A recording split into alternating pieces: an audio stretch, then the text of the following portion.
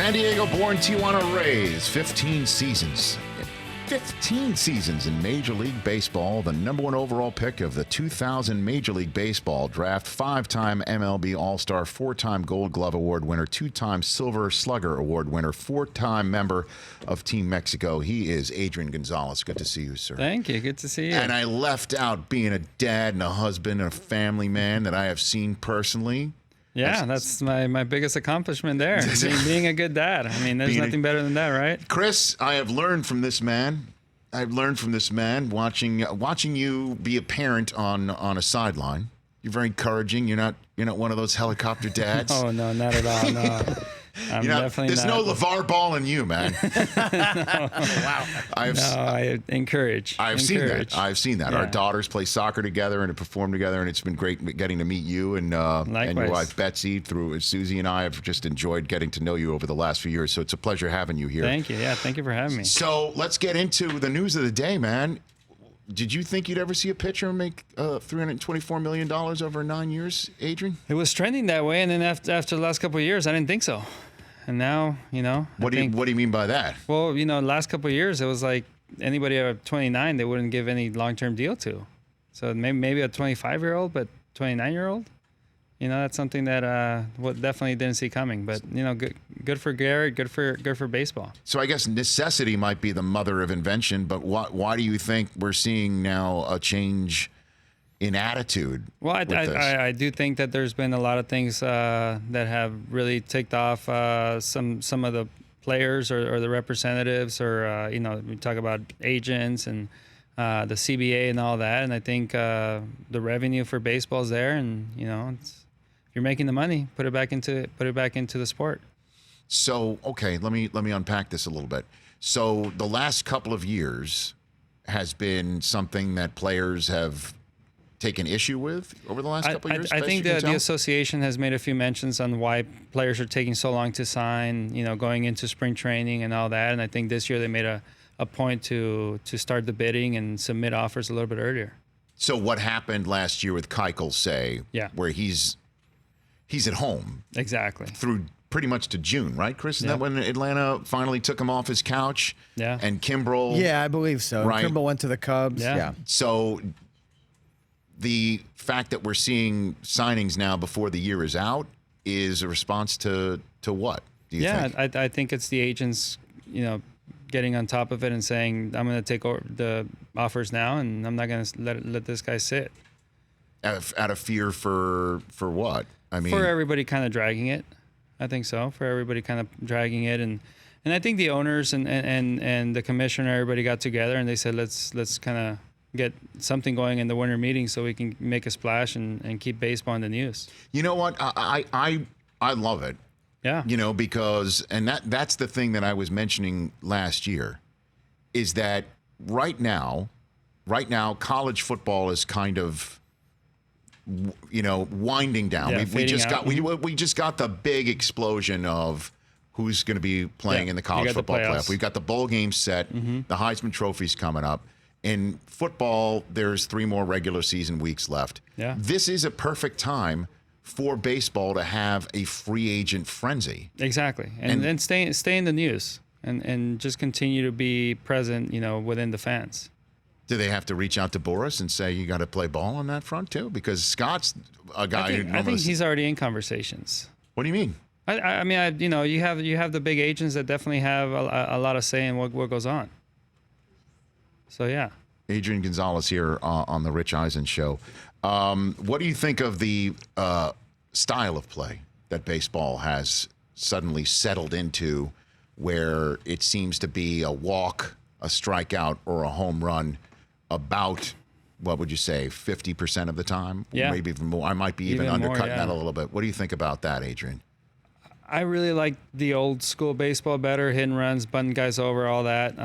The strategy part of it, I think there's more to baseball. The fans can be a little more engaged and think about, he should bunt. The conversation within baseball, is more. It keeps the fans engaged the other way. This one, you just sit back and wait for the home run. And if you don't see a home run, there's really no action with a strikeout and a walk. So I think that's the main reason why, if attendance and viewership has gone down, is because of that.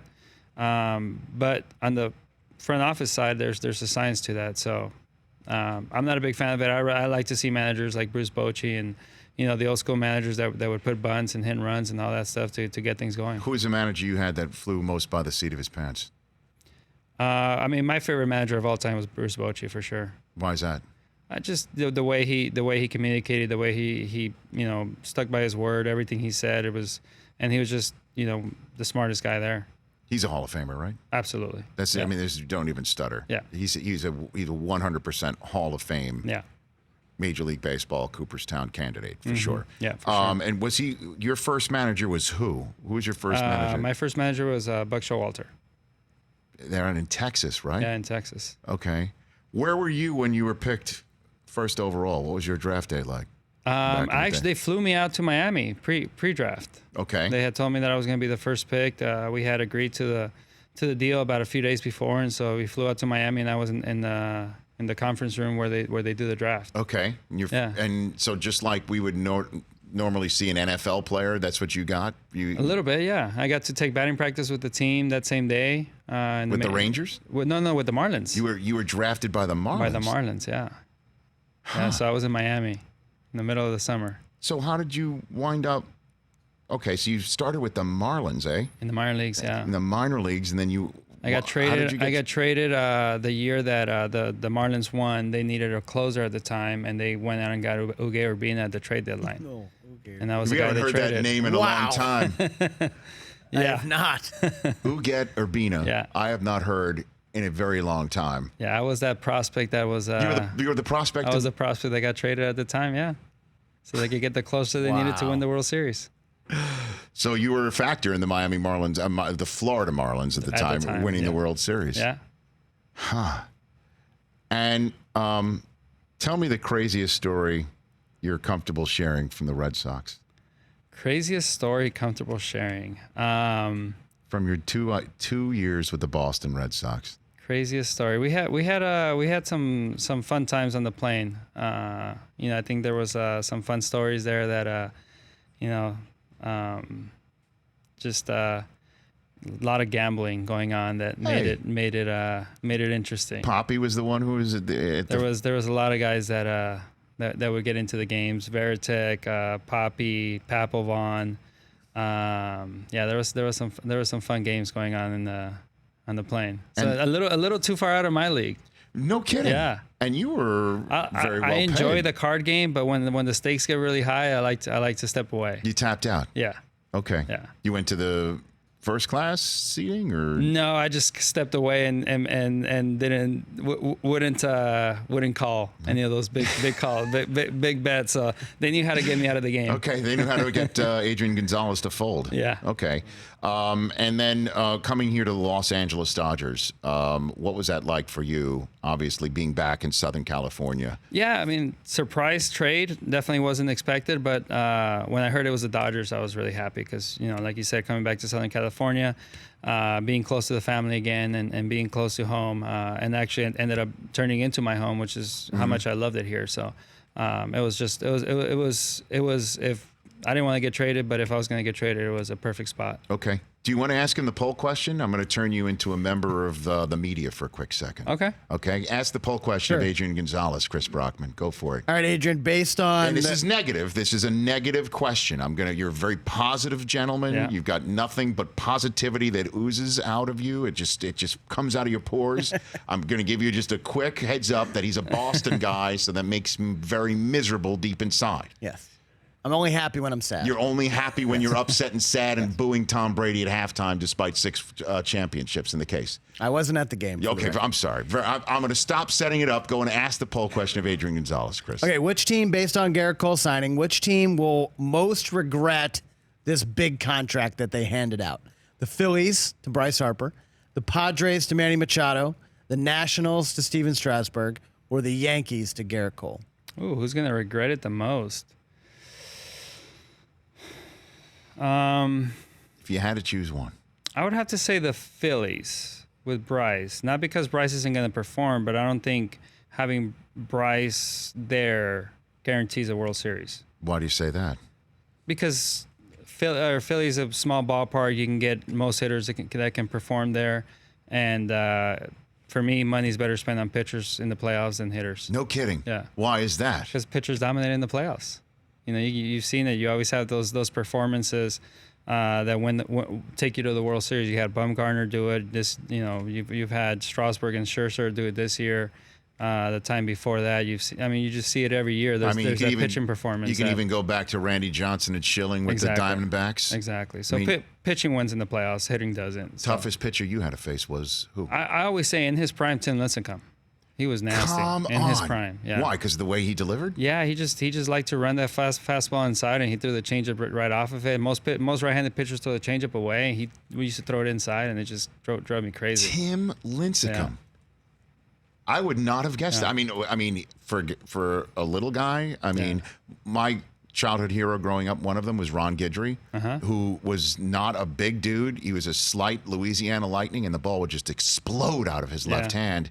And Lincecum was, obviously maybe a similar. Yeah, there was a lot of body. His mechanics. It was hard to pick up the ball out of his hand, and it just looked like it was going to hit you, and it ran back to the corner, and then you're like, okay, I'm going to swing this time, and the bottom dropped out of it. And then before we get to everything that's going on with you as well, Bumgarner with the Dodgers. I mean, do you think that it's crazy how I don't see it happening. I mean, if the Giants offer anything close, I think he stays with the Giants rather than going to the rival Dodgers, But you never know. Money speaks. So I was about to say, if you're left-handed, if the Bumgarner comes to the Dodgers in a 3-game set as Ryu, Kershaw, Bumgarner, as a left-handed hitter, do you even bring your bat to the stadium? Well, that's the thing. The way that baseball is now, they're probably only going to go 5 innings, so kind of have to.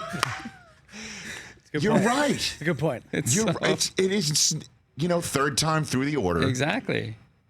It's nuts. And that's the sort of stuff that's decided before the game, right? I mean, for me, seeing like David Freese lead off, that I don't get it.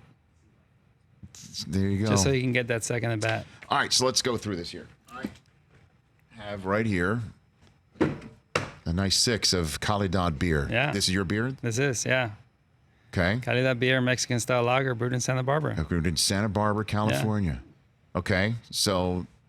Why do you enjoy a beer every now and then? I do. Okay. I do. I had one last night. We've only shared red wine before, so maybe I got to try one of these babies as well.